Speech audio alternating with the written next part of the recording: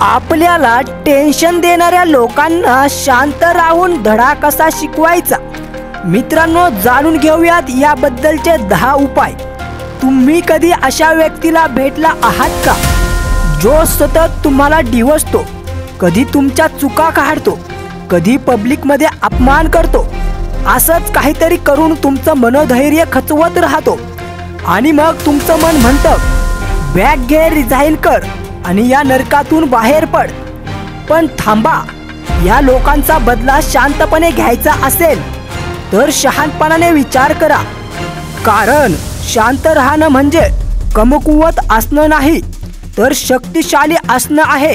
Tension देणाऱ्या लोकांना धडा कसा शिकवायचा याबद्दलचे हे 10 उपाय आपण पाहत आहोत, त्यामुळे तुम्ही व्हिडिओ शेवटपर्यंत पहा आणि चॅनलला पहिल्यांदाच भेट दिली असेल तर आपलं यूट्यूब चॅनल सबस्क्राइब करायला विसरू नका। पहिला उपाय आहे, यश हा सर्वोत्तम बदला आहे। जे लोक तुम्हाला टेन्शन देतात, तुमचं मनोधैर्य तोडतात, ते फक्त एकाच गोष्टीसाठी झगडत असतात, तुम्हाला थांबवण्यासाठी। ते तुमच्या स्वप्नांवरती प्रश्नचिन्ह टाकतील, तुमच्या क्षमतेवर शंका घेतील आणि तुमचं मन विचलित करायला सतत नकारात्मक बोलतील। पण लक्षात ठेवा, जे तुम्हाला तोडू पाहतात तेच तुमच्या यशाने सर्वात जास्त तोडले जातात। तुमचं काम, प्रयत्न, शिस्त आणि चिकाटी हेच शस्त्र आहे। कल्पना करा, एखादा गरुड आकाशात झेप घेतोय आणि खालचं कावळ्यांचं टोळकं त्याच्यावरती कुरघोडी करते। अशा वेळी गरुड काय करेल? तो कधीच खाली येऊन त्यांना उत्तर देणार नाही, तर तो आकाशात आणखी उंच भरारी घेईल। तसंच तुमचंही असावं। टेन्शन देणाऱ्यांकडे दुर्लक्ष करा आणि स्वतःला यशाच्या शिखरावर घेऊन जा। तुमचं उंच जाणं हेच त्यांच्या खाली राहण्याचं कारण बनेल। दुसरा उपाय आहे, शांत राहून शॉक द्या। कधी कधी उत्तर न देणे हेच सगळ्यात तीव्र आणि प्रभावी उत्तर असतं।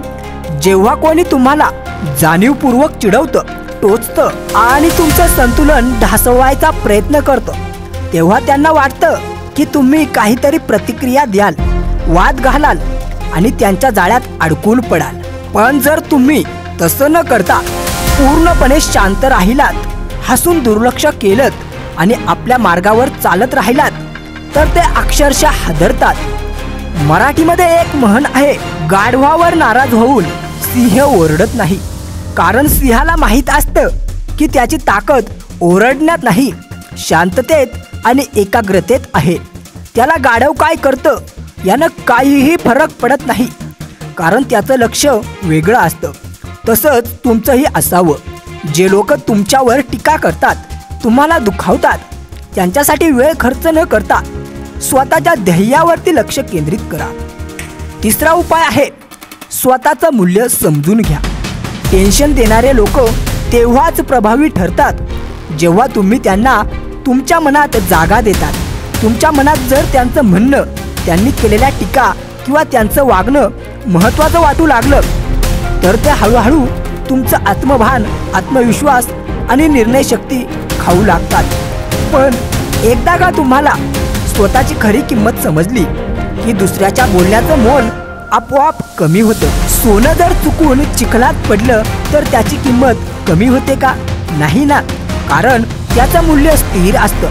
तसंच कोणी कितीही टीका केली, अपमान केला किंवा दुर्लक्ष केलं तरी तुमचं मूल्य कमी होत नाही, जोपर्यंत तुम्ही स्वतःला कमी लेखत नाही। चौथा उपाय आहे, कृतीतून उत्तर द्या, शब्दांतून नाही।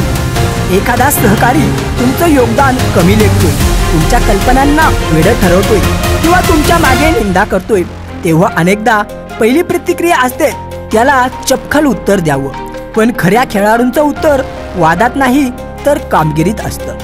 कृतीतून दिलेलं उत्तर हे कायम लक्षात राहतं, शब्द विसरले जातात। समजा तुमचा सहकारी तुमच्या प्रस्तावाला मीटिंगमध्ये हसून उडवतो, तुम्ही त्यावर काहीही प्रतिक्रिया न देता सुट्टीच्या वेळात मेहनत घेता, रिसर्च करता, तुमचं प्रेझेंटेशन तयार करता आणि पुढच्या वेळेस सगळ्यांसमोर प्रभावीपणे सादर करता, तेव्हा त्या माणसाला बोलायला जागा शिल्लक राहत नाही।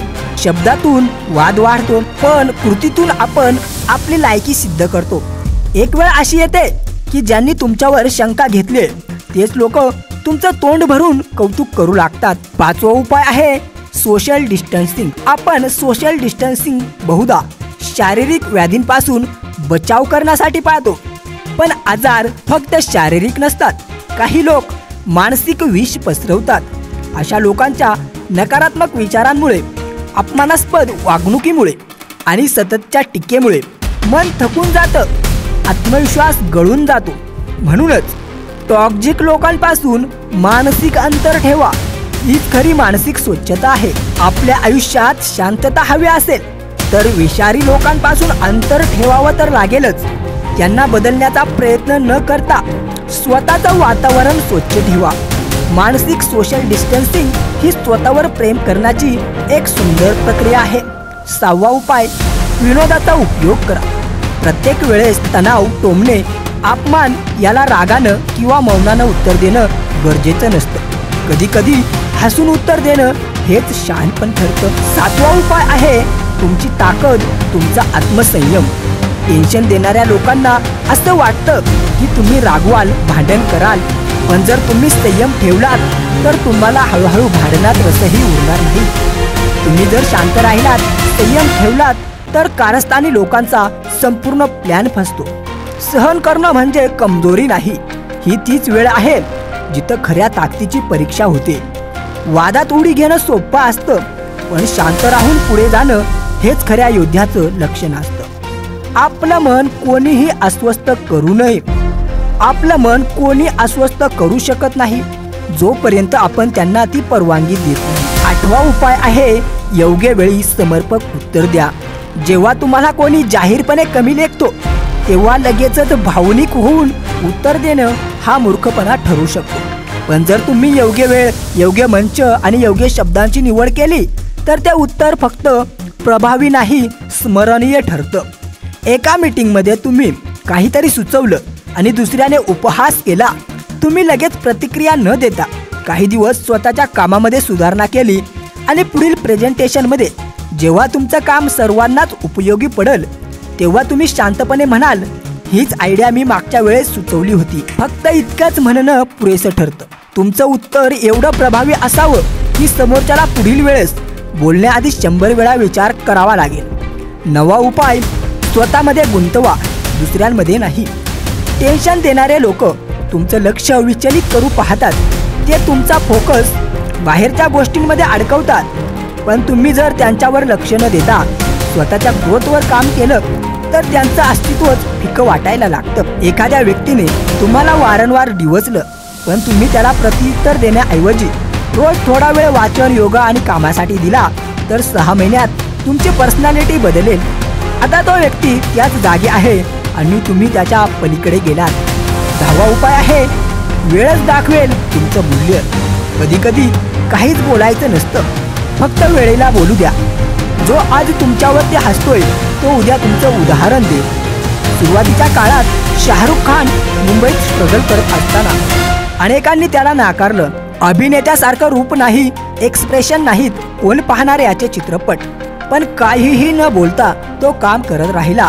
त्यावेळी ज्यांनी त्याला नाकारलं आज तेच त्यांचं कौतुक करतात आणि उदाहरणं देतात. काही लढाया शब्दांनी जिंकता येत नाहीत, त्या वेळेने जिंकून दाखवाव्या लागतात. जे आज तुमच्यावर हसतात, उपहास करतात, तेच उद्या तुमचं कौतुक करतील. तुमचं मौन, संयम आणि यश हेच टेन्शन देणाऱ्यांसाठी सगळ्यात मोठा धडा ठरतो. एक गोष्ट नेहमी लक्षात ठेवा, माणूस कधीच शब्दांनी मोठा होत नाही तर त्याच्या कृतींनी महान बनतो. दररोज विविध सकारात्मक विचारांसह आपण भेटत असतो. तुमचे जीवनही असेच सकारात्मक विचारांनी भरून जावो. तुमच्या मनातील सर्व चांगल्या इच्छा, आकांक्षा पूर्ण होवत, तुम्हाला सुख समृद्धी लाभो ही ईश्वर चरणी प्रार्थना. मित्रांनो, पुन्हा भेटूया अशाच प्रकारच्या नवीन प्रेरणादायी व्हिडिओ सोबत. तोपर्यंत स्वतःची काळजी घ्या. सतर्क राहा. धन्यवाद.